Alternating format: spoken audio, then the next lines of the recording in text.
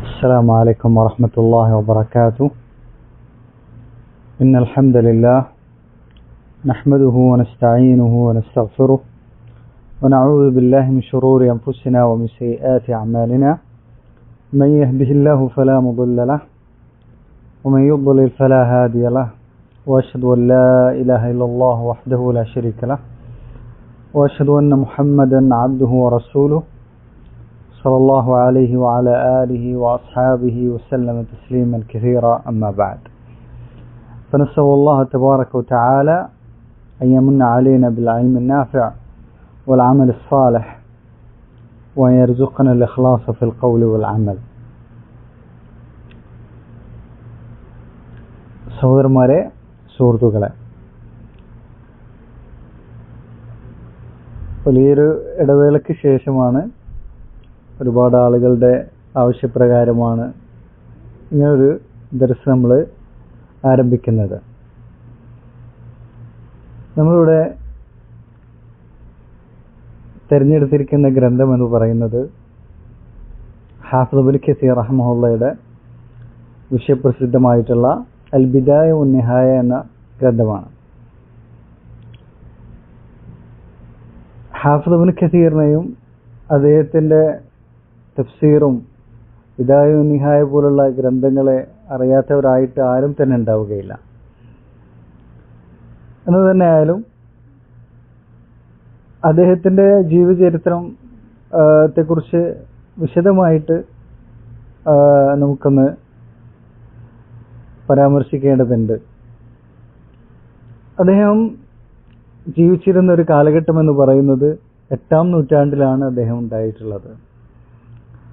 ആ ഒരു കാലഘട്ടം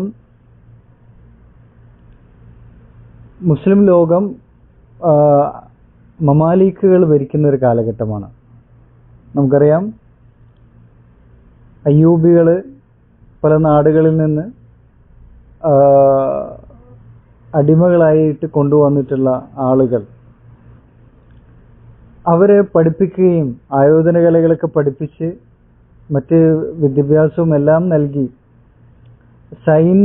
സൈന്യത്തിൽ ഉൾപ്പെടുത്തി സൈന്യത്തിൻ്റെ ഒരു വലിയ ഭാഗമാക്കി നിർത്തിയിട്ടുള്ള ആളുകളായിരുന്നു മമാലിക്കുകൾ. പിന്നീട് അയ്യൂബി സൽത്തനത്ത് ദുർബലമായപ്പോൾ അവർ അധികാരം ഏറ്റെടുക്കുകയാണ് ചെയ്തിട്ടുള്ളത്, മമാലിക്കുകൾ. അങ്ങനെ മമാലിക്കുകളുടെ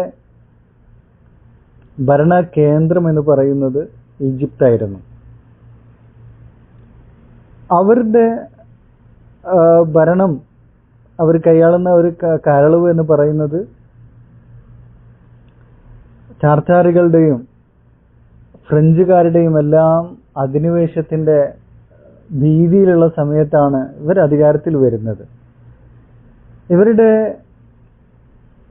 യുദ്ധ മേഖലയിലുള്ള ഇവരുടെ മികവ് കാരണത്താൽ താർത്താറികൾ ചരിത്രത്തിൽ ആദ്യമായിട്ട് ഇവർക്ക് പരാജയപ്പെടുത്താൻ സാധിച്ചു, ഐനു ജാലൂത്ത് എന്ന് പറയുന്ന യുദ്ധത്തിലൂടെ.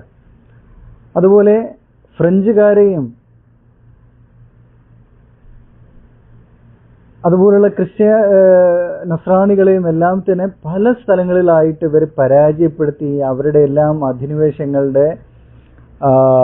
അധിനിവേശങ്ങൾ അവസാനിപ്പിക്കുകയാണ് ചെയ്തിട്ടുള്ളത്. അങ്ങനെ ഇവർക്ക് മുസ്ലിമീങ്ങൾക്കിടയിൽ വലിയൊരു സ്വീകാര്യത ലഭിക്കുകയാണ് ഉണ്ടായിട്ടുള്ളത്. മുസ്ലിം ലോകത്തിൻ്റെ സിംഹഭാഗവും ഭരിച്ചിട്ടുണ്ടായിരുന്നത് ഇവരാണ്. എന്നാൽ അബ്ബാസി ഖിലാഫത്ത് ഒരു പേരിനോളം അവർ നിലനിർത്തിയിട്ടുണ്ടായിരുന്നു ബാഗ്ദാദിൽ മാത്രം. ഖിലാഫത്തിന് ഒരു ശക്തിയും ഉണ്ടായിരുന്നില്ല. അതൊരു പേര് മാത്രമായിട്ട് ഖിലാഫത്ത് എന്ന് പറയുന്ന ഒരു പവിത്രമായ, മുസ്ലിമീങ്ങൾ പവിത്രമായി കണ്ടുകൊണ്ടിരുന്ന ആ ഒരു കാര്യത്തെ അവർ നിലനിർത്തുക മാത്രമാണ് ചെയ്തിട്ടുള്ളത്. ഖിലാഫത്തിന് കാര്യമായ അധികാരമൊന്നും ഉണ്ടായിരുന്നില്ല. അപ്പോൾ ഇദ്ദേഹം ജീവിച്ചിരുന്ന കാലഘട്ടത്തിൽ ഏകദേശം 5 ഖലീഫമാർ ജീവിച്ചിട്ടുണ്ടായിരുന്നു. ഒന്നിനു പുറകെ ഒന്നായിട്ട് കടന്നുപോയിട്ടുണ്ട്. അതുപോലെ 15ഓളം സുൽത്താനുമാർ, മമാലിക്കുകളിൽപ്പെട്ട സുൽത്താനുമാർ ഭരിച്ചിട്ടുണ്ട്. അപ്പൊ ഇദ്ദേഹം ജീവിച്ചിരുന്ന സ്ഥലം എന്ന് പറയുന്നത് ഡമസ്കസിലായിരുന്നു എന്ന് നമുക്ക് എല്ലാവർക്കും അറിയുന്നതാണ്.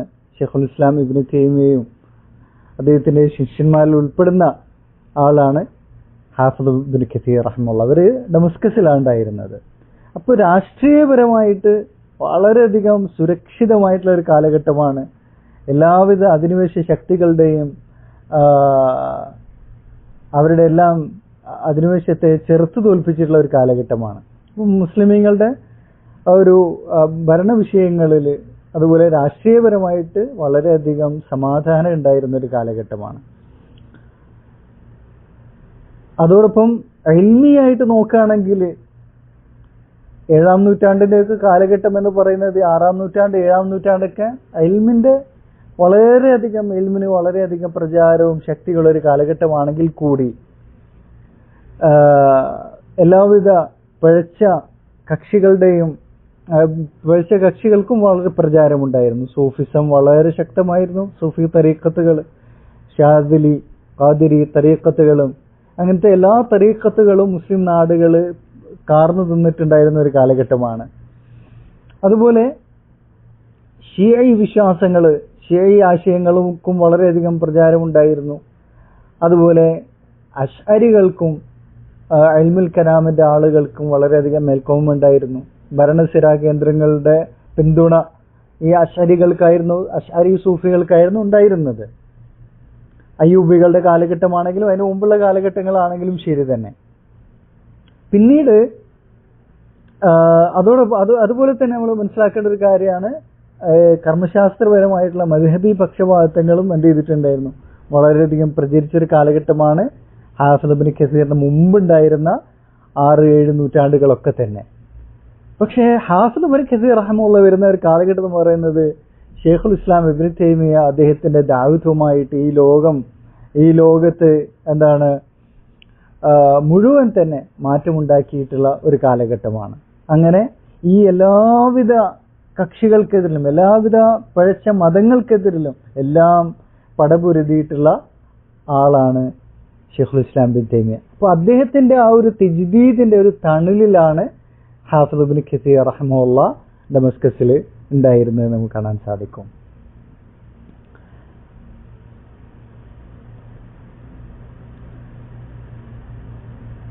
പിന്നീട് ഇദ്ദേഹത്തെ സംബന്ധിച്ച് പറയുകയാണെങ്കിൽ ഇദ്ദേഹത്തിന്റെ പേര് അഹ്മദുദ്ദീൻ അബുൽ ഫിദാ ഇസ്മായിൽ ഇബ്നു ഉമർ ഇബ്നു കസീർ അൽ ഖുറശി അൽ ബുസ്റവി ദിമഷ്ഖി ശാഫിഈ. ഇതാണ് അദ്ദേഹത്തിന്റെ മുഴുവൻ പേരായിട്ടുള്ളത്. അഹ്മദുദ്ദീൻ എന്ന് പറയുന്നത് അദ്ദേഹത്തിന്റെ സ്ഥാനപ്പേരാണ്, ലഖബാണത്. ദീനിന്റെ നെടുന്തൂണാണ് എന്നുള്ളതാണ് എൻ്റെ അർത്ഥം. കുനിയത്ത് അബുൽ ഫിദ ആണ്. ഇസ്മായിൽ എന്നതാണ് അദ്ദേഹത്തിന്റെ പേര്. ഇങ്ങനെ ഒരു പേരിടാനൊരു പശ്ചാത്തലമുണ്ട്, അത് നമുക്ക് പറയാവുന്നതാണ്. ഇബ്നു ഉമർ ഇബ്നു കസീറിൻ, അതായത് പിതാവിന്റെ പേര് ഉമർ എന്നാണ്.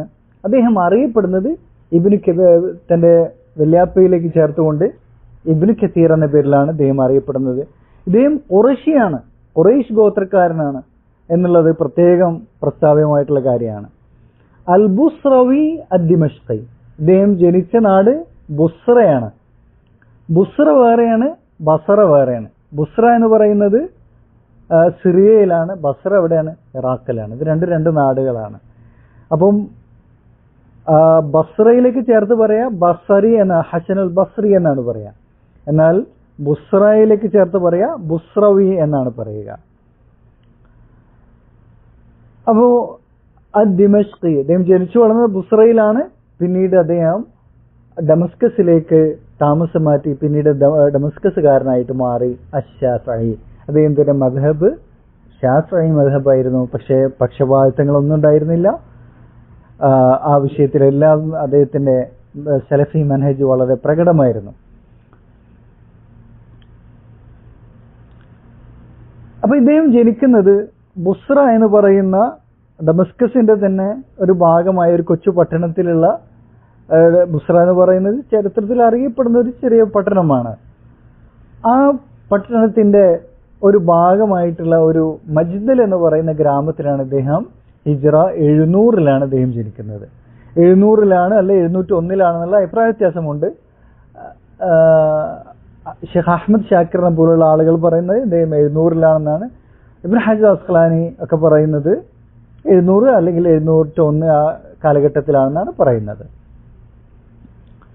ഇദ്ദേഹത്തിന് 3 വയസ്സായപ്പോൾ ഇദ്ദേഹത്തിന്റെ പിതാവ് മരണപ്പെട്ടു. പിതാവിന്റെ പേര് നമ്മൾ പറഞ്ഞു, ഉമർ ഇബ്നു കസീറാണ് അദ്ദേഹത്തിന്റെ പിതാവിന്റെ പേര്. അപ്പോൾ ഇദ്ദേഹം ജനിക്കുന്നത് മജ്ദലിലാണ്. മജ്ദൽ എന്ന് പറയുന്നത് ഉമ്മാന്റെ നാടാണ് ശരിക്ക്. ആരുടെ? ഹാഫിദ് ഇബ്നു കസീറിന്റെ ഉമ്മാന്റെ നാടാണ്. പിതാവ് വാർദ്ധക്യമായി പിന്നീട് അവസാന കാലയളവിലാണ് ഈ മജ്ദൽ എന്ന് പറയുന്ന ഉമ്മാന്റെ ഭാര്യയുടെ നാട്ടിലേക്ക് എന്ത് ചെയ്യുന്നത്, താമസം മാറി അവിടുത്തെ ഇമാമും ഖത്തീബുമായിട്ട് സേവനം അനുഷ്ഠിക്കുകയും അവിടെ വെച്ചിട്ട് മരണപ്പെടുകയാണ് ചെയ്തിട്ടുള്ളത്. ഹാഫിദ് ഇബ്നു കസീറിന് 2-3 വയസ്സുള്ള ഒരു സമയത്താണ് അദ്ദേഹം മരണപ്പെടുന്നത്. പിന്നീട് 6-7 വയസ്സായപ്പോൾ ഹിജ്റ 707 ഇവര് കുടുംബസമേതം ഡമസ്കസിലേക്ക് എന്ത് ചെയ്യുന്നുണ്ട്, മാറുകയാണ് ചെയ്യുന്നത്. അവിടെ വെച്ചിട്ട് അതാണ്. പിന്നെ ഇദ്ദേഹത്തിന്റെ കുടുംബത്തെ സംബന്ധിച്ച് പറയുകയാണെങ്കിൽ പിതാവിനെ നമ്മൾ പറഞ്ഞു അദ്ദേഹം പണ്ഡിതനായിരുന്നു, ഇമാമും ഖത്തീബുമായിരുന്നു, ഫിഖ്ഹും ലുഗയും ഒക്കെ പഠിച്ചിട്ടുള്ള, കൂടുതൽ ഭാഷയ്ക്ക് വളരെയധികം പ്രാധാന്യം കൊടുത്തിട്ടുണ്ടായിരുന്ന ആളായിരുന്നു. ഭാഷകൾക്കും അറബി കവിതകൾക്കും എല്ലാം പ്രാധാന്യം കൊടുത്തിട്ടുള്ള അദ്ദേഹം കവിത ചൊല്ലാനൊക്കെ അറിയുന്ന ആളായിരുന്നു. അദ്ദേഹത്തിന്റെ സഹോദരന്മാരെ സംബന്ധിച്ച് പറയുമ്പോൾ പിതാവിന് 2 ഭാര്യമാരുണ്ടായിരുന്നു. ഒന്നാമത്തെ ഭാര്യയിൽ ഇസ്മായിൽ, യൂനുസ്, ഇദ്രീസ് എന്ന് പറയുന്ന മക്കളാണ് ഉണ്ടായിട്ടുള്ളത്. രണ്ടാമത്തെ ഭാര്യയിൽ അബ്ദുൽ വഹാബ്, അബ്ദുൽ അസീസ് എന്ന പേരുകളുള്ള സഹോദരന്മാരും പിന്നീട് കുറെ പെൺമക്കളും ആണ് ഉണ്ടാവുന്നത്.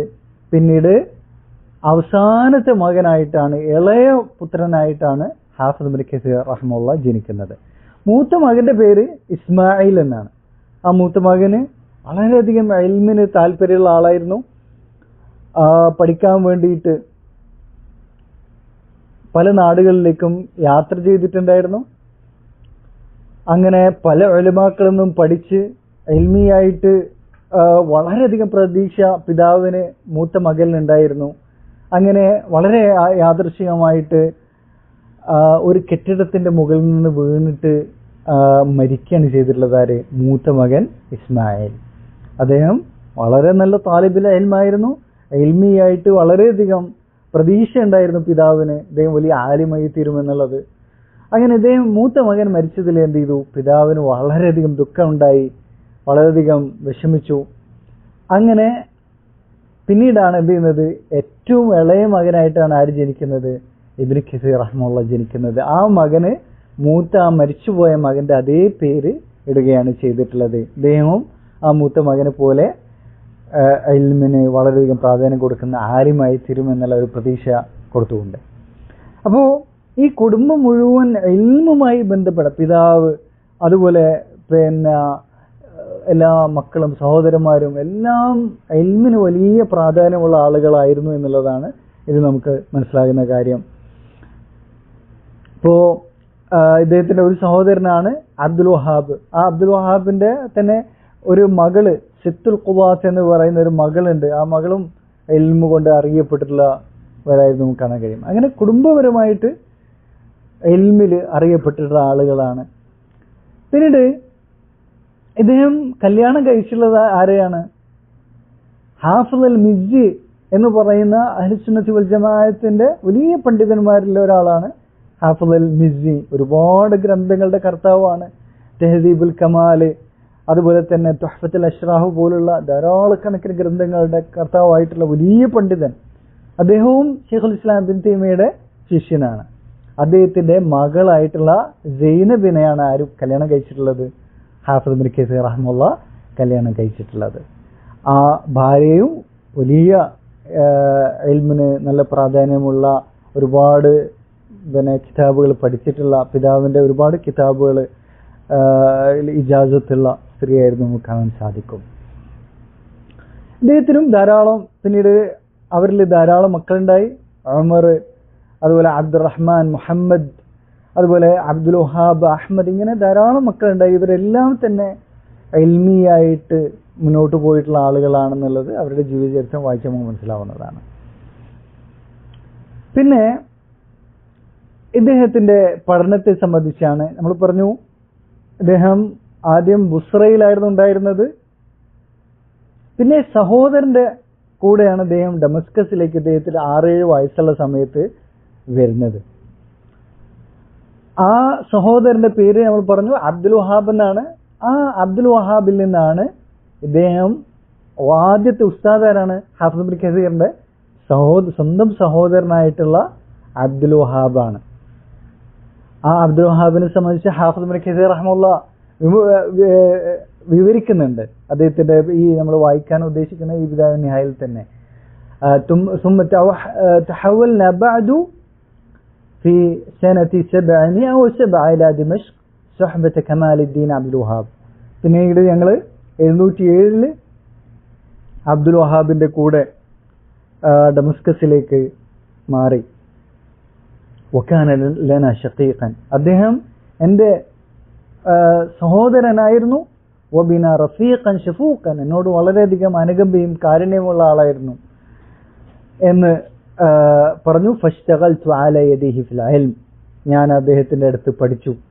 ഫയസ്സറല്ലാഹു തആല അലാ യദിഹി മാ യതയസ്സർ, അല്ലാഹു എളുപ്പമാക്കി അത്രയും ഞാൻ അദ്ദേഹത്തിന്റെ അടുത്ത് നിന്ന് പഠിച്ചു. വസഹല മിൻഹു മാ തഅസ്സർ, പ്രയാസമുള്ള പല കാര്യങ്ങളും അല്ലാഹു അദ്ദേഹത്തിന്റെ കൈകളിൽ എനിക്ക് എളുപ്പമാക്കി തന്നു എന്ന് അദ്ദേഹത്തിനോടുള്ള ആ ഒരു സ്നേഹവും ബഹുമാനവും കറിച്ചുകൊണ്ട് ബിദായ നിഹായില ഹാഫിദ് ഇബ്നു കസീർ റഹ്മത്തുള്ളാഹി ആ കാര്യം എഴുതുന്നുണ്ട്.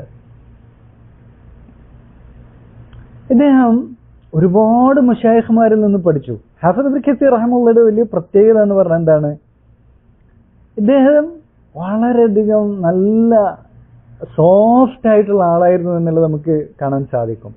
അതുകൊണ്ട് തന്നെ ഇദ്ദേഹത്തിന്റെ മശായിഖ്മാർക്കെല്ലാം എന്താണ് വളരെയധികം ഇഷ്ടമായിരുന്നു ആരെ, ഹാഫിദ് ഇബ്നു കസീറിനെ. വളരെയധികം സ്നേഹവും ആദരവും ഉണ്ട്. അതുപോലെ അദ്ദേഹം ഖുറശിയായിരുന്നു, അതിൻ്റെ ഒരു ആദരവും ഒക്കെ ഇദ്ദേഹത്തോട് അദ്ദേഹത്തിന്റെ മശായിഖ്മാർക്ക് ഉണ്ടായിരുന്നു നമുക്ക് കാണാൻ സാധിക്കും. അപ്പോൾ ഇദ്ദേഹം നിരവധി ഷെയ്ഖുമാരിൽ നിന്ന് ഇത് ചെയ്തിട്ടുണ്ട്, പഠിച്ചിട്ടുണ്ട്.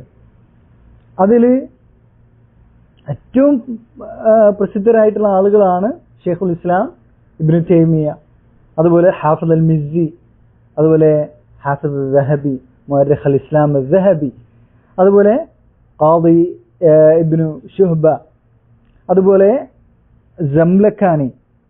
ഇതൊക്കെ വലിയ ഫുഖഹാക്കളാണ്. ജംലക്കാനിയും അതുപോലെ ഖാദി ഇബ്നു ശുഹ്ബയും ഒക്കെ വലിയ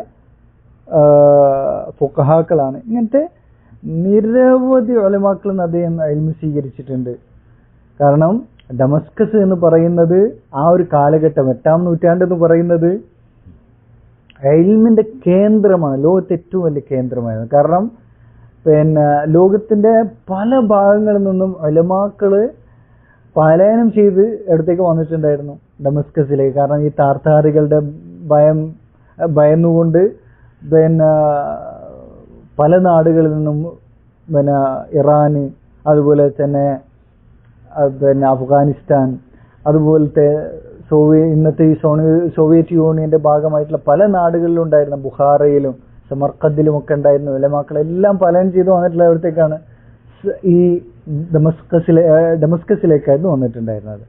അതുപോലെ തന്നെ സ്പെയിനിൽ നിന്നൊക്കെ ഉലമാക്കള് അവിടെയും ഫ്രഞ്ചുകാരിൽ നിന്നുമൊക്കെ പീഡനം സഹിച്ച് പിന്നെ സ്പെയിനിന്റെ അവസാന കാലഘട്ടത്തിൽ പിന്നെ അവിടുന്ന് മുസ്ലിമീങ്ങൾ ഉലമാക്കൾക്ക് പലായനം ചെയ്ത് വന്നതും ഒക്കെ കൂടുതലും ഡമസ്കസിലേക്കാണ്.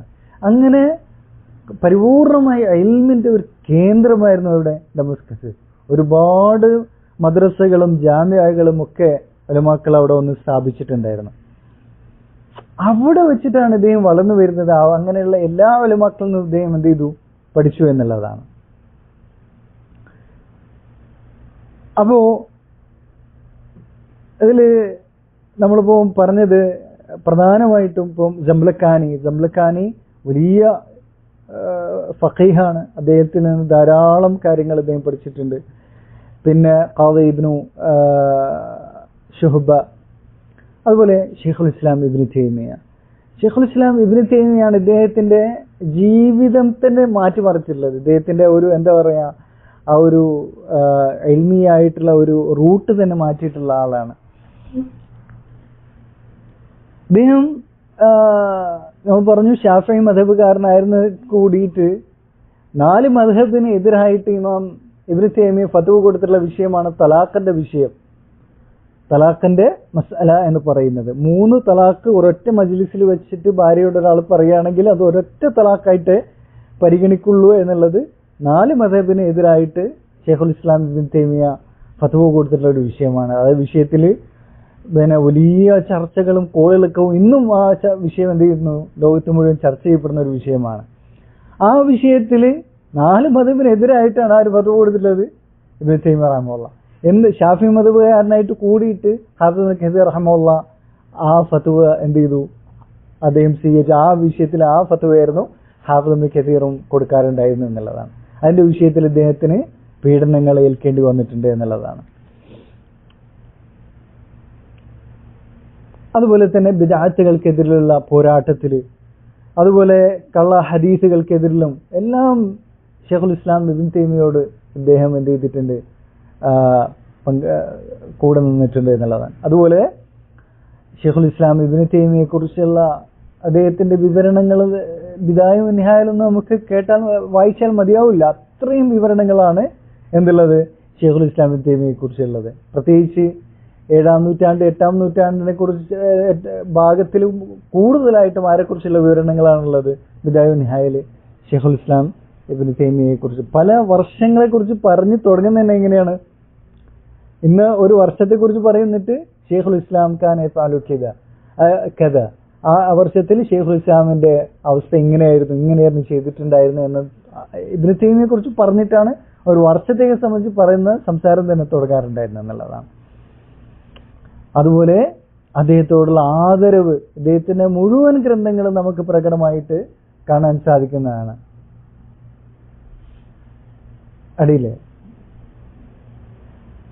അതുപോലെ ഇദ്ദേഹത്തിന്റെ മരണത്തെ സംബന്ധിച്ചുള്ള വിവരണം വളരെ വിശദമായിട്ട് ബിദായ നിഹായിൽ നമുക്ക് വായിക്കാൻ സാധിക്കുന്നതാണ്. പിന്നെ നമ്മൾ പറഞ്ഞു മിസ്സിയെ സംബന്ധിച്ച് പറഞ്ഞു, അബുൽ ഹജ്ജാജ് അൽ മിസ്സി റഹ്മഹുല്ലാഹ്. അദ്ദേഹം ഹദീസിന്റെ പണ്ഡിതന്മാരിൽ ഏറ്റവും വലിയ മഹാനാണ്. അദ്ദേഹത്തിന് നമ്മൾ പറഞ്ഞു ഒരുപാട് ഗ്രന്ഥങ്ങൾ, തഹദീബുൽ കമാൽ ഉണ്ട്, അതുപോലെ തുഹ്ഫത്തുൽ അശ്റാഹ് പോലുള്ള ധാരാളം ഗ്രന്ഥങ്ങൾ. ഇദ്ദേഹത്തിന്റെ അടുത്ത് വന്ന് ഇദ്ദേഹം ധാരാളം വർഷങ്ങൾ പഠിച്ചു. ഇദ്ദേഹത്തിന്റെ ഒരുപാട് ഗ്രന്ഥങ്ങൾ അദ്ദേഹത്തിന് വായിച്ചു കൊടുത്തു. അതിലൊക്കെ ഇജാസത്ത് കിട്ടി. ഇദ്ദേഹത്തോടുള്ള സ്നേഹം കാരണം അത് സ്വന്തം മോളെ തന്നെ എന്ത് ചെയ്തു, ഇദ്ദേഹത്തിന് കല്യാണം കഴിച്ചു കൊടുത്തു. ഹാഫിദ് അൽ മിസ്സി ഇബ്നു കസീർ റഹ്മത്തുള്ളാഹിക്ക് മോളെ വിവാഹം ചെയ്തു കൊടുത്തു. ആ ഒരു സ്നേഹത്തിന്റെ ഊഷ്മളത അറിയിക്കുന്ന ഒരു സംഭവമാണത്. ഇദ്ദേഹം അതുപോലെ ഇബ്നു തൈമിയ റഹ്മത്തുള്ളാഹിയുടെ മരണത്തെ സംബന്ധിച്ച് വിശദമായിട്ട് വിവരിച്ച കാര്യം നമ്മൾ പറഞ്ഞു. അതുപോലെ തന്നെ ഹാഫിദ് അൽ മിസ്സി റഹ്മത്തുള്ളാഹി അദ്ദേഹവും ഇബ്നു തൈമിയയുടെ ശിഷ്യനാണ്, സലഫി അഖീദയിലുള്ള ആളായിരുന്നു. അദ്ദേഹത്തിന്റെ മരണവും വിശദമായിട്ട് സ്വന്തം അമ്മോഷനാണ്, ഭാര്യയുടെ പിതാവാണ് ഹാഫിദ് മിസ്സി. അദ്ദേഹത്തിന്റെ മരണത്തെ സംബന്ധിച്ചും വിശദമായിട്ട് വിവരിക്കാൻ നമുക്ക് കാണാൻ സാധിക്കും. പ്ലേഗ് വന്നിട്ടാണ് അദ്ദേഹം മരിക്കുന്നത്. അങ്ങനെ രോഗിയായിരുന്ന ആ കാലഘട്ടം മുഴുവൻ ഒരു ജമാഅത്ത് പോലും അദ്ദേഹം എന്താക്കിയിട്ടുണ്ടായിരുന്നില്ല, മിസ്സി റഹ്മത്തുള്ളാഹി മിസ്സാക്കിയിട്ടുണ്ടായിരുന്നില്ല എന്നാണ്. അങ്ങനെ മരിക്കുന്ന ദിവസം അദ്ദേഹത്തിന് ബോധം നഷ്ടപ്പെട്ടു പോയിട്ടുണ്ടായിരുന്നു. അങ്ങനെ ളുഹർ ബാങ്ക് കൊടുത്ത സമയത്ത് മോള് വന്നിട്ട് അദ്ദേഹത്തിന്റെ ഭാര്യ സൈനബ് വന്നിട്ട് വിളിക്കുന്നുണ്ട്, യാ അബതി അദ്ദന ളുഹർ, പിതാവേ ബാങ്ക് കൊടുത്തിട്ടുണ്ട് എനിക്ക് എന്ന് വിളിക്കുകയാണ്. അദ്ദേഹം വേദനയിൽ അബോധാവസ്ഥയിൽ കിടക്കുക എന്നുള്ളതാണ് എൻ്റെ ഓർമ്മ. അങ്ങനെ ഇദ്ദേഹം തയമ്മും ചെയ്തിട്ട് നിസ്കരിച്ചു. എന്നിട്ട് ആയത്തുൽ കുർസി ഓതിക്കൊണ്ടേയിരുന്നു ഇദ്ദേഹം. അങ്ങനെയാണ് അദ്ദേഹം എന്ത് ചെയ്യുന്നത്, മരിച്ചു പോകുന്നത് എന്നാണ് പറഞ്ഞിട്ടുള്ളത്. ഹാഫിദ് അൽ മിസ്സി റഹ്മത്തുള്ളാഹി അദ്ദേഹം ഖബറടക്കിയിട്ടുള്ളത് ഇബ്നു തൈമിയ റഹ്മത്തുള്ളാഹിയുടെ ഖബറിന്റെ അടുത്ത് തന്നെയാണ് ഖബറടക്കിയിട്ടുണ്ടായിരുന്നത് ഹാഫിദ് അൽ മിസ്സിയെ. അതുപോലെ തന്നെ അദ്ദേഹത്തിന്റെ മറ്റൊരു ഷെയ്ഖാണ് ദഹബി റഹ്മത്തുള്ളാഹി. അദ്ദേഹത്തിൽ നിന്ന് തഫ്സീർ, ഹദീസ്, താരീഖ് പോലുള്ള ഒരുപാട് വിഷയങ്ങൾ പഠിച്ചിട്ടുണ്ട്. ബിദായ നിഹായ പോലുള്ള ഗ്രന്ഥങ്ങളിൽ അദ്ദേഹത്തിന്റെ സ്വാധീനം വളരെ പ്രകടമായിരുന്നു. കാരണം ഇമാം സഹബി എന്ന് പറയുന്നത് മുഅർരിഖുൽ ഇസ്ലാമാണ്. ഇസ്ലാമിലെ ഏറ്റവും വലിയ ചരിത്രകാരന്മാരിൽ ഒരാളാണ് ഹാഫിദ് അസ്സഹബി. ആ ഒരു ക്വാളിറ്റി ഇദ്ദേഹത്തിന് കിട്ടിയിട്ടുണ്ട്. ആ ഒരു കാലഘട്ടത്തിൽ തന്നെ അത് പ്രകടമായിരുന്നു. 8-ാം നൂറ്റാണ്ട് എന്ന് പറയുന്നത് ഇസ്ലാമിക ചരിത്രം, താരീഖുൽ ഇസ്ലാമിയുടെ രചനയുടെ ഒരു സുവർണ കാലഘട്ടമായിരുന്നു. എത്രയോ ചരിത്ര ഗ്രന്ഥങ്ങൾ എഴുതപ്പെട്ടു. ഹാഫിദ് അസ്സഹബി തന്നെ താരീഖുൽ ഇസ്ലാം എന്ന് പറയുന്ന വളരെ വലിയ ഏകദേശം 40ഓളം വാള്യങ്ങൾ വരുന്ന ഗ്രന്ഥം അദ്ദേഹം എഴുതി. അതുപോലെ സീറ ആലമുൻ നുബല പോലെ ഒരുപാട് ഗ്രന്ഥങ്ങൾ അദ്ദേഹം തന്നെ എഴുതി. ഹാഫിദ് ഇബ്നു കസീർ എഴുതി. ഇബ്നു കസീറിന് ശിഷ്യന്മാരായിട്ടുള്ള ധാരാളം ആളുകൾ താരീഖിൽ എഴുതിയിട്ടുണ്ട്. മഖ്രീസിയെ പോലുള്ള ആളുകൾ, ഇബ്നു ഹജ്ജിയെ പോലുള്ള ആളുകൾ. അങ്ങനെ ചരിത്ര രചനയുടെയും ഒരു സുവർണ കാലഘട്ടമാണ്. ഇങ്ങനെ ധാരാളം ഷെയ്ഖുമാർ ഇദ്ദേഹത്തിനുണ്ടായിരുന്നു നമ്മൾ പറഞ്ഞു. അതുപോലെ ഇത് അടുത്ത കാര്യം ഇദ്ദേഹത്തിന്റെ ശിഷ്യന്മാരെ സംബന്ധിച്ചാണ്. ഇദ്ദേഹം ചെറുപ്പം മുതലേ പഠിപ്പിക്കാൻ ആരംഭിച്ചു. നമ്മൾ പറഞ്ഞു ഡമസ്കസ് എന്ന് പറഞ്ഞാൽ ഒരുപാട് മദ്രസകളുടെ സ്ഥലമാണ്. ഒരുപാട് മദ്രസകൾ ഉണ്ടായിരുന്നു. ഒരുപാട് പണ്ഡിതന്മാർ സ്ഥാപിച്ചിട്ടുള്ള നൂറ്റാണ്ടുകൾ നിലനിന്നിട്ടുണ്ടായിരുന്ന മദ്രസകൾ. മദ്രസ എന്ന് അന്ന് പറയുന്നത് ഇന്നത്തെ ജാമ്യകളുടെ ഒക്കെ അപ്പുറത്തുള്ള ക്വാളിറ്റിയുള്ള നിലവാരമുള്ള സ്ഥാപനങ്ങളാണ്. അങ്ങനെ ഇദ്ദേഹം മദ്രസ അൽ ഫാദിലിയ എന്ന് പറയുന്ന മദ്രസയിൽ ഇദ്ദേഹം പഠിപ്പിച്ചിട്ടുണ്ട്. പിന്നെ മദ്രസ സാലിഹിയ എന്ന് പറഞ്ഞാൽ നൂറ്റാണ്ടുകൾ നിലനിന്നിട്ടുണ്ടായിരുന്ന ഡമസ്കസിലെ മദ്രസയാണ്. ഒരുപാട് ഉലമാക്കൾ പഠിപ്പിച്ചിട്ടുള്ള മഖ്ദിസികളാണ് ആരംഭിച്ചിട്ടുള്ളത്. ആ മദ്രസ എന്ന് പറയുന്നത് മഖ്ദിസികൾ ആരംഭിച്ചിട്ടുള്ള മദ്രസയാണ്. അവിടുത്തെ ഷെയ്ഖുൽ ഹദീസായിട്ട് ഇദ്ദേഹം സേവനം അനുഷ്ഠിച്ചു. പിന്നെ ദാറുൽ ഹദീസ് അൽ അഷ്റഫിയ, അതും ചരിത്ര പ്രസിദ്ധമായിട്ടുള്ള മദ്രസയാണ്. അവിടെയും ഇദ്ദേഹം ഷെയ്ഖുൽ ഹദീസായിട്ട് സേവനം അനുഷ്ഠിച്ചു. പിന്നീട് ഡമസ്കസിലെ ഷാമിലെ തന്നെ ഏറ്റവും വലിയ ജാമ്യ ആയിട്ടുള്ള മസ്ജിദുൽ ഉമവി, ജാമ്യ അൽ ഉമവി ഇന്നും നിലനിൽക്കുന്ന വലിയ പള്ളിയാണത്. ഉമവി മസ്ജിദാണത്. അവിടെ തഫ്സീർ ആരംഭിച്ചു. തഫ്സീറിന്റെ ദർസ് ആരംഭിച്ചു എന്നുള്ളതാണ്. അങ്ങനെ ഇദ്ദേഹത്തിന്റെ ശിഷ്യന്മാർക്ക് എണ്ണമില്ല എന്നുള്ളതാണ്. അത്രയും ലോകത്തിന്റെ പല ഭാഗങ്ങളിൽ നിന്നും ആളുകൾ വന്നിട്ട് ഇദ്ദേഹത്തിന്റെ അടുക്കൽ പഠിച്ചിട്ടുണ്ട്. ഇദ്ദേഹത്തിന്റെ ജീവചരിത്രം എഴുതിയ ആളുകളെല്ലാം പറഞ്ഞിട്ടുള്ളത് ഇദ്ദേഹത്തിന്റെ ശിഷ്യന്മാർ ധാരാളമാണ്. അഖദ അൻഹു കസീറൂൻ, അദ്ദേഹത്തിന് നിരവധി ആളുകളെ ഇൽമു സ്വീകരിച്ചിട്ടുണ്ട്. എണ്ണമില്ലാത്തത്ര എന്നുള്ളത് ഉലമാക്കൾ രേഖപ്പെടുത്തിയിട്ടുള്ളതാണ്. അദ്ദേഹത്തിന് അപ്പോ ശിഷ്യന്മാർക്ക് എണ്ണമില്ല. അതിൽ ഏറ്റവും പ്രസിദ്ധരായിട്ടുള്ളതാണ് ഈ ബദ്രുദ്ദീൻ സർക്കശി റഹിമഹുള്ള, അതുപോലെ മഖ്രീസിയെ സംബന്ധിച്ച് നമ്മൾ പറഞ്ഞു. അതുപോലെ ഇബ്നു ഹജ്ജി ഈ ബിദായ നിഹായക്ക് വെയിൽ എഴുതിയിട്ടുണ്ട്. വെയിൽ എന്ന് പറഞ്ഞാൽ അതിന്റെ ബാക്കി ഭാഗം അദ്ദേഹത്തിന്റെ ഇബ്നു ഹജ്ജിയുടെ മരണം വരെയുള്ള ഒരു കാലഘട്ടത്തിന്റെ ചരിത്രം ഇതിന്റെ ഒരു ബാക്കിയായിട്ട് എഴുതിയിട്ടുണ്ട്. അങ്ങനെ നിരവധി ഇദ്ദേഹത്തിന്റെ ശിഷ്യന്മാരാണ് ഹാഫിദ് അൽ ഇറാഖി, ഇബ്നു ഹജർ അസ്ഖലാനിയുടെ ഷെയ്ഖായിട്ടുള്ള ഹാഫിദ് അൽ ഇറാഖി, അതുപോലെ തന്നെ ഇബ്നു റജബ് അൽ ഹംബലി. ഇങ്ങനത്തെ ധാരാളം ആളുകൾ ഇദ്ദേഹത്തിന്റെ അടുത്ത് ഇൽമു സ്വീകരിച്ചിട്ടുണ്ട്. പിന്നീട് ഇദ്ദേഹത്തിന്റെ ഗ്രന്ഥങ്ങളെ സംബന്ധിച്ച് പറയുകയാണെങ്കിൽ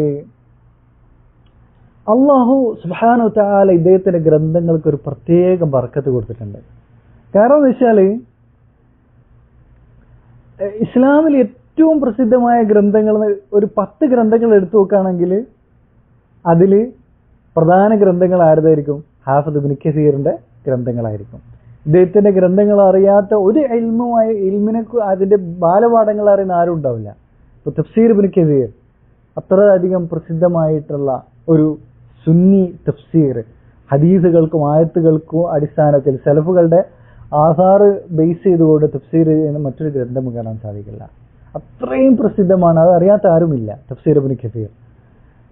അതുപോലെ ഈ ബിദായ വ നിഹായ എന്ന് പറയുന്ന നമ്മൾ സംസാരിക്കുന്നത്, അതിനെക്കുറിച്ച് നമുക്ക് വിശദമായിട്ട് കുറച്ച് സംസാരിക്കാം. പിന്നീട് ഇദ്ദേഹത്തിന്റെ മറ്റൊരു ഗ്രന്ഥമാണ് ഇഖ്തിസാർ ഉലൂമുൽ ഹദീസ്. അത് ഇബ്നു സലാഹ് റഹിമഹുള്ളയുടെ ഹദീസ് ഗ്രന്ഥത്തിന്റെ ഉസൂൽ ഹദീസിന്റെ ഗ്രന്ഥം. അത് മുഖദ്ദിമത്ത് ഇബ്നു സലാഹ് എന്ന് പറയുന്ന പ്രസിദ്ധമായ ഗ്രന്ഥം. അത് ചുരുക്കി എഴുതിയിട്ടുള്ളതാണ് ഈ ഇഖ്തിസാർ ഉലൂമുൽ ഹദീസ്. അതിൽ ഹാഫിദ് ഇബ്നു കസീർ റഹിമഹുള്ള അദ്ദേഹത്തിന്റെ ചില എന്ത് ചെയ്തിട്ടുണ്ട്, ഇവാഫാത്തുകൾ, എക്സ്ട്രാ അദ്ദേഹത്തിന്റെ ഫവായിദുകളൊക്കെ അതിൽ രേഖപ്പെടുത്തിയിട്ടുണ്ട്. മാത്രമല്ല ഇദ്ദേഹത്തിന്റെ വലിയൊരു മറ്റൊരു ഗ്രന്ഥമാണത് ജാമിഉൽ മസാനീദ് എന്ന് പറയുന്നത്. അത് ഹദീസ് ഗ്രന്ഥങ്ങളുടെ ഒരു എന്താണ് ക്രോഡീകരണമാണ്.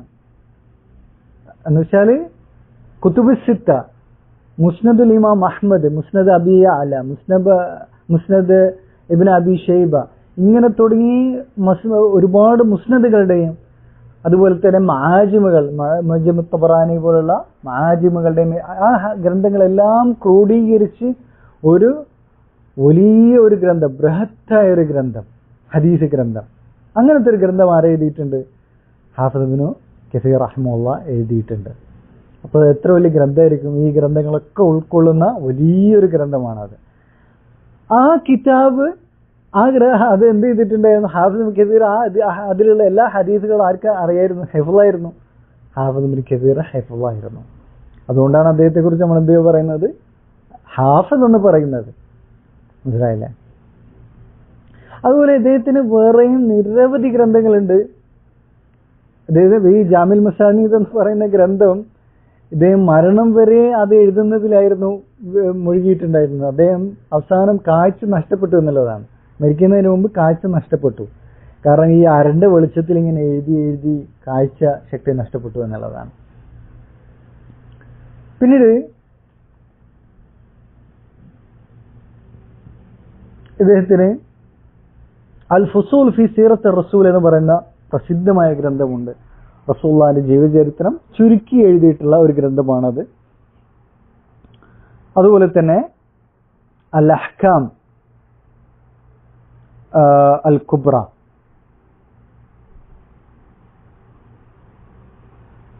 കർമ്മശാസ്ത്ര വിഷയത്തിൽ അദ്ദേഹം എഴുതിയിട്ടുള്ള അഹ്കാമിന്റെ ഗ്രന്ഥം. അത് അഹ്കാമുൽ കുബ്രയും സുഗ്റയും ഉണ്ട്, അല്ലെങ്കിൽ അഹ്കാമുൽ അൽ കബീർ ഒസഗീർ.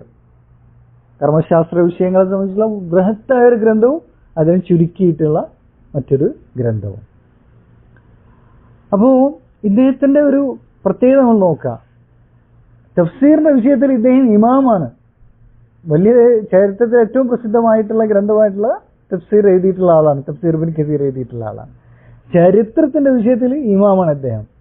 അദ്ദേഹത്തിന് നിരവധി ഗ്രന്ഥങ്ങൾ ചരിത്രത്തിന്റെ വിഷയത്തിലുണ്ട്. കർമ്മശാസ്ത്ര വിഷയത്തിലോ ഇമാമാണ് അദ്ദേഹം.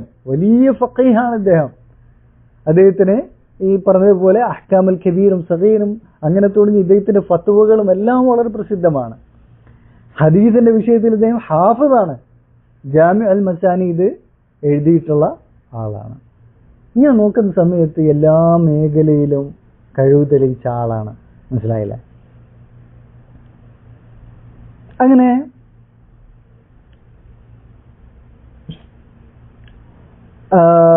ഇദ്ദേഹത്തിന്റെ അതുകൊണ്ട് തന്നെ ഈ എല്ലാ മേഖലയിലും ഇദ്ദേഹം ഇമാമായിരുന്നു നമ്മൾ കാണാൻ സാധിക്കും.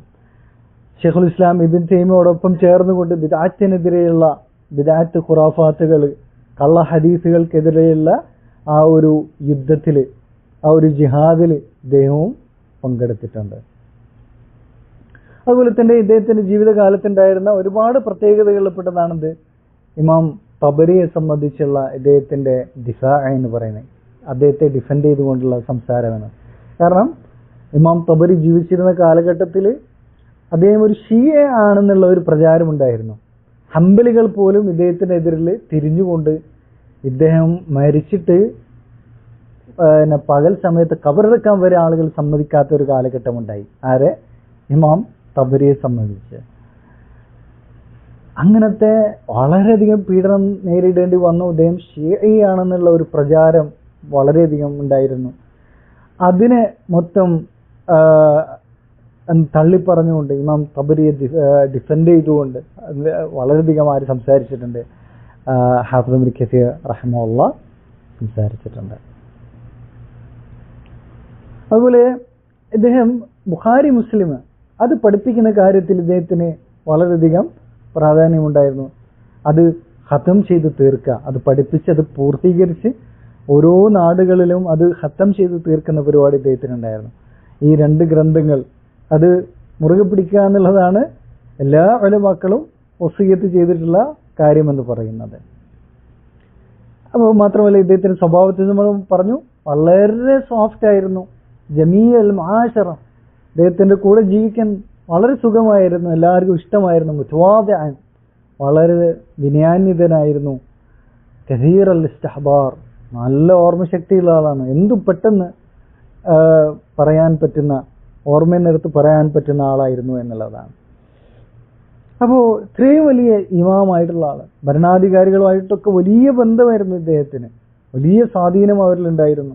പല വിഷയങ്ങളും ഇദ്ദേഹം ഒരു കാര്യം പറഞ്ഞാൽ ഭരണാധികാരികളെ തള്ളിക്കളയാറുണ്ടായിരുന്നില്ല എന്നാണ്. അതിൽ വളരെ പ്രധാനപ്പെട്ട ഒരു കാര്യമാണെന്ത്, ഈ നസ്രാണികൾക്കെതിരെ ഒരു ജിഹാദിന് വേണ്ടി ഇദ്ദേഹം എന്ത് ചെയ്തിട്ടുണ്ട്? ഭരണാധികാരിയോട് ആഹ്വാനം ചെയ്യുന്നുണ്ട്. ആ വിഷയത്തിലൊരു കിതാബ് എഴുതിയിട്ട് ഭരണാധികാരിക്ക് അയച്ചു കൊടുത്ത് അങ്ങനെ അതിനാര് തയ്യാറാവാണ്? ഭരണാധികാരി തയ്യാറാവുന്നുണ്ട്. അങ്ങനെ എല്ലാ മേഖലകളിലും അദ്ദേഹത്തിന്റെ ആ ഒരു നൈപുണ്യം ഉണ്ടായിരുന്നു എന്നുള്ളതാണ്.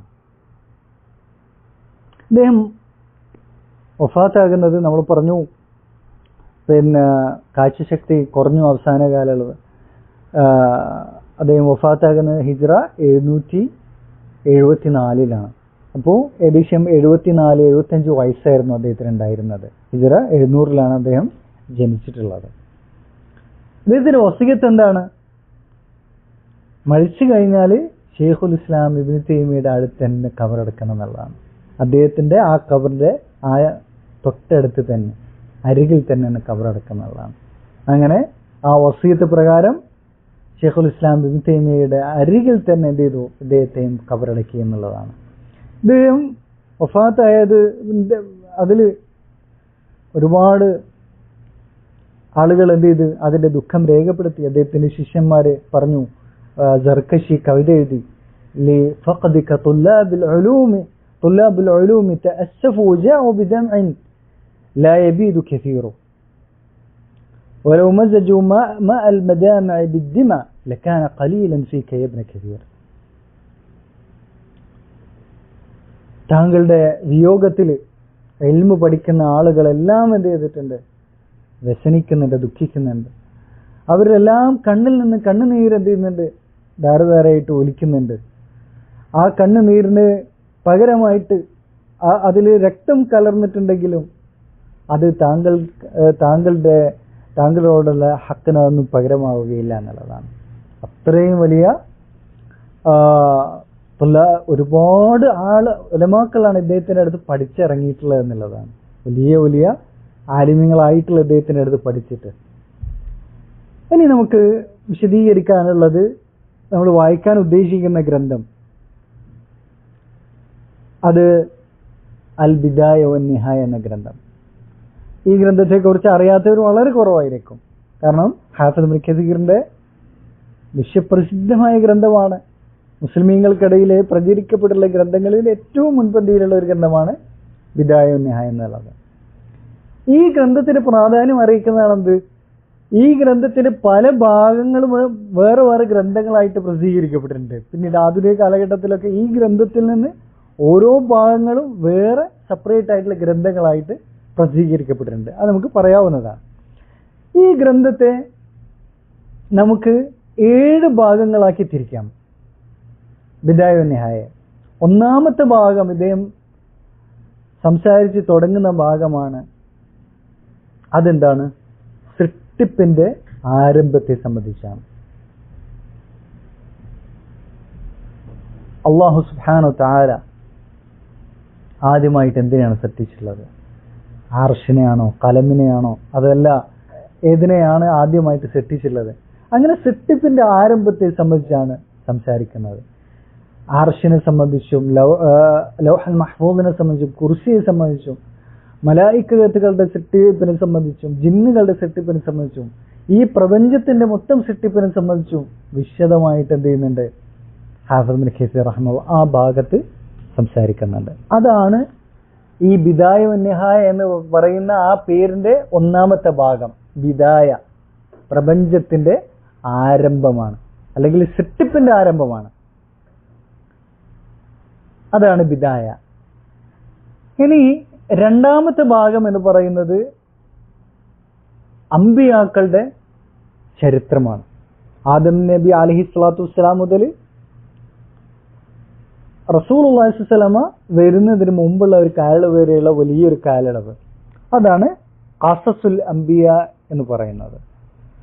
ആ ഭാഗത്തിൽ നമുക്ക് പ്രകടമായിട്ട് കാണാൻ സാധിക്കുന്നത് കൂടുതലായിട്ട് അദ്ദേഹം തെളിവ് പിടിക്കുന്നതിനാണ് ആയത്തുകൾ കൊണ്ടാണ്, ഹദീസുകൾ കൊണ്ടാണ് തെളിവ് പിടിക്കുന്നത്. ചില വിഷയങ്ങളിൽ ഇസ്രായേലി റിവായത്തുകൾ കൊടുക്കുന്നുണ്ട്. ഇസ്രായേലി റിവായത്തുകളുടെ വിഷയത്തിൽ ഹാഫിദ് ഇബ്നു കസീർ റഹിമഹുള്ളയുടെ ആ ഒരു നിലപാട് എന്ന് പറയുന്നത് വളരെയധികം അറിയപ്പെട്ട ഒരു കാര്യമാണ്. അദ്ദേഹം അതിനെ മൂന്നായിട്ട് തരംതിരിക്കുന്നുണ്ട് ഇസ്രായേലി റിവായത്തുകളെ. അത് ബിദായ നിഹായയുടെ ആരംഭത്തിൽ തന്നെ നമുക്കത് പഠിക്കാൻ സാധിക്കുന്നതാണ്. അപ്പം നമുക്കത് വിശദീകരിക്കാവുന്നതാണ്. പിന്നെ മൂന്നാമത്തെ ഭാഗം എന്ന് പറയുന്നത് സീറത്തുർ റസൂലാണ്. അപ്പൊ ഈ ഖസസുൽ അംബിയ എന്ന് പറയുന്ന ഭാഗം അത് വേറെ തന്നെ ഗ്രന്ഥമായിട്ട് ഇന്ന് എന്ത് ചെയ്യുന്നുണ്ട്? പ്രസിദ്ധീകരിക്കപ്പെടുന്നുണ്ട്. അത് ശരിക്കും ബിദായ നിഹായന്റെ ഭാഗമായിട്ടുള്ളതാണ്. അദ്ദേഹം ഖസസുൽ അംബിയ എന്ന് പറഞ്ഞിട്ട് ഒരു കിതാബ് ആരും എഴുതിയിട്ടില്ല. ഹാഫിദ് ഇബ്നു കസീർ വേറെ ഒരു കിതാബ് എഴുതിയിട്ടില്ല. അത് ഈ കിതാബുകൾ പ്രസിദ്ധീകരിക്കുന്ന ആളുകൾ ഈ ബിദായ നിഹായയിൽ നിന്ന് എടുത്തിട്ടാണ് എന്ത് ചെയ്യുന്നത്? അത് പ്രസിദ്ധീകരിക്കുന്നത്. പിന്നെ സീറ നബവിയ, വിശദമായിട്ട് റസൂലുള്ളാഹി സ്വല്ലല്ലാഹു അലൈഹി വസല്ലമയുടെ ജീവചരിത്രം പ്രതിപാദിക്കുന്നത് ഭാഗം. റസൂലുള്ളാഹിന്റെ ജീവചരിത്രം മാത്രമല്ല, യുദ്ധങ്ങളെ സംബന്ധിച്ച്, അതുപോലെ റസൂലുള്ളാഹിന്റെ ഷമായിലുൽ മുഹമ്മദിയ, റസൂലുള്ളാഹിന്റെ ശാരീരികവും സ്വഭാവപരമായിട്ടുള്ള വിശേഷണങ്ങളെ സംബന്ധിച്ചുള്ള വിവരണം, അതുപോലെ ഖസായിസുൻ നുബുവ, റസൂലുള്ളാഹിന്റെ പ്രത്യേകതകൾ, റസൂൽക്ക് മാത്രമുള്ള അനുഭവത്തിന്റെ പ്രത്യേകതകളാണത്. ഈ കാര്യങ്ങളൊക്കെ വിവരിച്ചുകൊണ്ടുള്ള ബൃഹത്തായൊരു ഭാഗമാണ് സീറത്തുൻ നബവിയ്യ എന്ന് പറയുന്നത്. ആ ഭാഗം എഴുതാൻ അദ്ദേഹം കൂടുതലായിട്ട് ഡിപ്പെൻഡ് ചെയ്തിട്ടുള്ളത് ആരെയാണ്? ഇബ്നു ഇസ്ഹാഖ് എന്ന് പറയുന്ന ആദ്യമായിട്ട് സീറ എഴുതിയിട്ടുള്ള ആളാണ് ഇബ്നു ഇസ്ഹാഖ് എന്ന് പറയുന്ന അദ്ദേഹം താബിഈയാണെന്നാണ് ഓർമ്മ ശരിയാണെങ്കിൽ. അതാണ് കൂടുതലായിട്ട് അദ്ദേഹം അവലംബിക്കുന്നത്. അതിൻ്റെ തന്നെ മുഖ്തസറായിട്ടുള്ള സീറത്ത് ഇബ്നു ഹിഷാമാണ് കൂടുതലായിട്ടും ഈ സീറ നബവിയ്യ വിവരിക്കാൻ അദ്ദേഹം അവലംബിക്കുന്നത്. പക്ഷേ ഇദ്ദേഹത്തിന്റെ ആ ഒരു കയ്യൊപ്പ് ആ ഭാഗങ്ങളിലൊക്കെ നമുക്ക് കാണാൻ സാധിക്കും. ഇദ്ദേഹത്തിന്റെ നിരൂപണങ്ങൾ, വിമർശനങ്ങൾ, പലതിലുമുള്ള തിരുത്തലുകളെല്ലാം ആ ഭാഗങ്ങൾ നമുക്ക് കാണാൻ സാധിക്കും. നമ്മൾ പറഞ്ഞിട്ടുണ്ട് സീറത്ത് റസൂൽ തന്നെ ഇബ്നു കസീർ ചുരുക്കി മറ്റൊരു ഗ്രന്ഥമായിട്ട് എഴുതിയിട്ടുണ്ട്. അതാണ് അൽ ഫുസൂൽ ഫി സീറത്ത് റസൂൽ എന്ന് പറയുന്ന ഗ്രന്ഥം. പിന്നെ റസൂലുള്ളാഹിന്റെ മരണശേഷം മുതൽ 3-ാം നൂറ്റാണ്ട് വരെയുള്ള ഒരു കാലയളവിന്റെ ചരിത്രമാണ്, സലഫുകളുടെ ചരിത്രം. അത് അതാണ് 4-ാമത്തെ പാർട്ട് എന്ന് പറയുന്നത്. ആ ഭാഗത്തിൽ ഇബ്നു കസീർ റഹിമഹുല്ലാഹ് കൂടുതലായിട്ട് അവലംബിക്കുന്നത് താരീഖ് തബരി, ഇമാം തബരിയുടെ താരീഖാണ് അവലംബിക്കുന്നത്. അതിലും പല വിഷയങ്ങളിലും ഇദ്ദേഹത്തിന്റെ തിരുത്തലുകളും നിരൂപണങ്ങളും എല്ലാം നമുക്ക് കാണാൻ സാധിക്കും. 5-ാമത്തെ പാർട്ട് എന്ന് പറയുന്നത് 4-ാം നൂറ്റാണ്ടിന്റെ ആരംഭം മുതൽ 7-ാം നൂറ്റാണ്ട് വരെയുള്ള വലിയൊരു കാലയളവാണ്. ആ കാലയളവ് ചരിത്രത്തിന് കൂടുതലായിട്ട് ഹാഫിദ് ഇബ്നു കസീർ തെളിവ് പിടിക്കുന്നത് അല്ലെങ്കിൽ അവലംബിക്കുന്നത് ഇബ്നുൽ ജൗസി റഹിമഹുള്ളയുടെ പ്രസിദ്ധമായ അൽ മുൻതവം എന്ന് പറയുന്ന ഗ്രന്ഥം, അതുപോലെ ഇബ്നുൽ അസീറിന്റെ അൽ കാമിൽ എന്ന് പറയുന്ന ഗ്രന്ഥവും ഇതാണ് കൂടുതലായിട്ട് അവലംബിക്കുന്നത്. പിന്നെ 6-ാമത്തെ പാർട്ട് എന്ന് പറയുന്നത് ഇദ്ദേഹം ജീവിച്ചിരുന്ന ആ കാലഘട്ടം. അതേതാണ്? 8-ാം നൂറ്റാണ്ട്. 8-ാം നൂറ്റാണ്ട് തുടക്കത്തിലാണ് ആര് ജനിക്കുന്നത്? ഹാഫിദ് ഇബ്നു കസീർ റഹ്മത്തുള്ളാഹി ജനിക്കുന്നത്. അങ്ങനെ അദ്ദേഹം 6-7 വയസ്സായപ്പോൾ ഡമസ്കസിലേക്ക് താമസം മാറി നമ്മൾ പറഞ്ഞു. അവിടുത്തെ ഡമസ്കസിന്റെ ചരിത്രം പരിപൂർണമായിട്ട് ആരും ഒപ്പിയെടുത്തിട്ടുണ്ട്. ചെറുപ്പം മുതൽ ഇദ്ദേഹം രേഖപ്പെടുത്തി വെച്ചിട്ടുണ്ട്. അദ്ദേഹം കണ്ടതും കേട്ടതും അറിഞ്ഞതുമായ എല്ലാ കാര്യങ്ങളും അദ്ദേഹം രേഖപ്പെടുത്തും. അങ്ങനെ 8-ാം നൂറ്റാണ്ടിന്റെ ചരിത്രം എന്ന് പറയുന്നത് ഇദ്ദേഹം വേറെ ഗ്രന്ഥങ്ങൾ അവലംബിച്ച് എഴുതിയതല്ല, ഇദ്ദേഹം നേരിട്ട് ചരിത്രം രചിച്ചിട്ടുള്ളതാണ്. മനസ്സിലായില്ലേ? ആ ഭാഗത്തിലാണ് ഷെയ്ഖുൽ ഇസ്ലാം ഇബ്നു തൈമിയയെ സംബന്ധിച്ചുള്ള പരാമർശങ്ങൾ നമുക്ക് കാണാൻ സാധിക്കുന്നത്. കൂടുതലായിട്ട് അത് മുഴച്ചു നിൽക്കുന്നത് കാണാൻ സാധിക്കും. പിന്നെ 7-ാമത്തെ ഭാഗം എന്ന് പറയുന്നത് അന്നിഹായ ഫിൽ ഫിത്നി വൽ മലാഹിൻ, അന്ത്യനാളിന്റെ അടയാളങ്ങൾ, ഖിയാമത്ത് നാളിനെ സംബന്ധിച്ചും അതുപോലെ തന്നെ മഹ്ശറിനെ സംബന്ധിച്ചും അവിടെയുള്ള വിചാരണയെ സംബന്ധിച്ചും സ്വർഗ നരകങ്ങളെ സംബന്ധിച്ചും അതുപോലെ മുത്തഖീങ്ങളുടെയും കാഫിരീങ്ങളുടെയും എല്ലാം അവസ്ഥകളെ സംബന്ധിച്ച് പറയുന്ന കാര്യം. അതാണ് ലോകത്തിന്റെ അവസാനം എന്ന് പറയുന്നത്. അതാണ് ബിദായ നിഹായന്റെ നിഹായ എന്ന് പറയുന്നത്. അപ്പോൾ തുടക്കം മുതൽ എവിടെ വരെ ഉണ്ട്? അവസാനം വരെ, അങ്ങ് സ്വർഗത്തിലെ എല്ലാവരും പ്രവേശിക്കുന്നത് വരെ, അവിടുത്തെ മനാസിലുകൾ വരെ അവിടെ പരാമർശിക്കുന്നുണ്ട്. ഇപ്പൊ സൃഷ്ടിപ്പിന്റെ ആരംഭം മുതൽ. ഇതാണ് ബിദായ വ നിഹായ എന്ന് പറയുന്നത്. പിന്നെ ഇദ്ദേഹത്തിന്റെ ബിദായ വ നിഹായയിൽ ഒരു ചരിത്രം കംപ്ലീറ്റ് ആയിട്ട് ഒരു ഭാഗത്ത് പരാമർശിക്കുകയല്ല ചെയ്യുക, മറിച്ച് ഓരോ വർഷത്തെ ബേസ് ചെയ്തിട്ടാണ് ആ വർഷത്തിൽ എന്തെല്ലാം കാര്യങ്ങൾ നടന്നു എന്നുള്ളതാണ്. അപ്പോൾ ഒരു സംഭവ വികാസം നമുക്ക് പൂർണ്ണമായിട്ട് കിട്ടണമെങ്കിൽ ആ നടന്നിട്ടുള്ള മുഴുവൻ വർഷങ്ങൾ പരിശോധിച്ചാലാണ് ആ ചരിത്രം പരിപൂർണമായിട്ട് നമുക്ക് കിട്ടുള്ളൂ. അല്ലാണ്ട് ഒരു സംഭവം ഒരു ഭാഗത്ത് കംപ്ലീറ്റ് ആയിട്ട് പറയുന്ന ഒരു രീതി അല്ല ആർക്കുള്ളത്? ഹാഫിദ് ഇബ്നു കസീർ റഹ്മത്തുള്ളാഹിക്ക് ഉള്ളത്. അപ്പോൾ ഈ ഗ്രന്ഥത്തിൽ നമ്മൾ പറഞ്ഞു ഖസസുൽ അംബിയ സെപ്പറേറ്റ് ആയിട്ട് പ്രിന്റ് ചെയ്യപ്പെട്ടിട്ടുണ്ട്. അതുപോലെ സീറത്തു നബവിയ്യ അത് വേറെ ആയിട്ട് പ്രസിദ്ധീകരിക്കപ്പെട്ടിട്ടുണ്ട്. അതിൽ തന്നെ ഷമാഇലു അൽ മുഹമ്മദിയ വേറെ ആയിട്ട് പ്രസിദ്ധീകരിക്കപ്പെട്ടിട്ടുണ്ട്. അതുപോലെ ഈ അവസാനം പറഞ്ഞിട്ടുള്ള അന്നിഹായ ഫിൽ ഫിത്നി വൽ മലാഹ എന്ന് പറയുന്നത് വേറെ ഗ്രന്ഥമായിട്ട് പ്രസിദ്ധീകരിക്കപ്പെടുന്നു. അപ്പൊ ഇത് ഈ ഒരു ബിദായ നിഹായ എന്ന് പറയുന്ന ഈ ഒരു ബൃഹത്തായ ഒരു ഗ്രന്ഥം അത് ഒരുപാട് ഗ്രന്ഥങ്ങളായിട്ടാണ് പിന്നീട് പ്രസിദ്ധീകരിക്കപ്പെട്ടിട്ടുള്ളത്, വേറെ ഒരുപാട് ഗ്രന്ഥങ്ങളായിട്ട്. ഈ ബിദായ നിഹായ വരെ ഹിഫ്ളാക്കിയ ആളുകളുണ്ട് എന്നുള്ളത് കേൾക്കുമ്പോൾ എന്താണ് നമ്മൾ അത്ഭുതാലിച്ചോക്കെ. ഏകദേശം 21 ആളുണ്ട്. ഇന്ന് വളരെ പ്രസിദ്ധനായിട്ടുള്ള ഷെയ്ഖ് മുഹമ്മദ് മുഖ്താർ ഷൻഖൈത്തി, അദ്ദേഹത്തിന്റെ വാപ്പയായിട്ടുള്ള മുഖ്താർ ഷൻഖൈത്തി, അദ്ദേഹത്തിന് ബിദായ നിഹായ ഹിഫ്ളായിരുന്നു എന്നുള്ളത് ഷെയ്ഖ് ഉസൈമീൻ പറഞ്ഞിട്ടുണ്ട്. അപ്പോ ഇതാണ്. അപ്പൊ നമ്മള് ഇൻഷാ അല്ലാഹ് ബിദ്നില്ല ഈ ബിദായ നിഹായ എന്ന് പറയുന്ന ഗ്രന്ഥം നമ്മൾ വായിക്കാനാണ് പോകുന്നത്.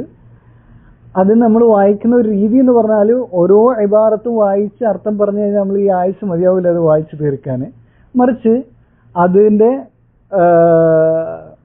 ഒരു സംഗ്രഹങ്ങൾ ഓരോ ഭാഗത്തുമുള്ള അതിൻ്റെ രത്നച്ചുരുക്കം ഞാൻ മലയാളത്തിൽ പറയുകയാണ് ഞാൻ ഉദ്ദേശിക്കുന്നത്. പല വിഷയങ്ങളിലും ചില വിമർശനങ്ങൾ അതിൽ ഉലമാക്കൾ പറഞ്ഞ വിമർശനങ്ങൾ അത് കൊടുക്കും. അതുപോലെ തന്നെ പരാമർശിക്കാതെ പോയിട്ടുള്ള പല സംഭവങ്ങളെ സംബന്ധിച്ചും മറ്റ് ഗ്രന്ഥങ്ങളിൽ വന്നിട്ടുള്ളതൊക്കെ ഉൾപ്പെടുത്തിക്കൊണ്ട് അതുപോലെ അഖീദാപരമായ ചർച്ചകളും കൂടുതലായിട്ട് ഊന്നൽ കൊടുത്തുകൊണ്ടുള്ള ഒരു വായനയാണ് നമ്മൾ ഉദ്ദേശിക്കുന്നത്. അല്ലാഹു സുബ്ഹാനഹു തആല നമ്മളുടെ ഈ ഒരു ഉദ്യമം അല്ലാഹു എളുപ്പമാക്കി തരട്ടെ. അതിൽ അല്ലാഹു സുബ്ഹാനഹു തആല തൗഫീഖും ബർക്കത്തും നമുക്ക് നൽകുമാറാകട്ടെ. اللهم لا سهل إلا ما جعلته سهلا وأنت تجعل الحزن إذا شئت سهلا. وهذا والله أعلم وصلى الله وسلم على نبينا محمد والحمد لله رب العالمين.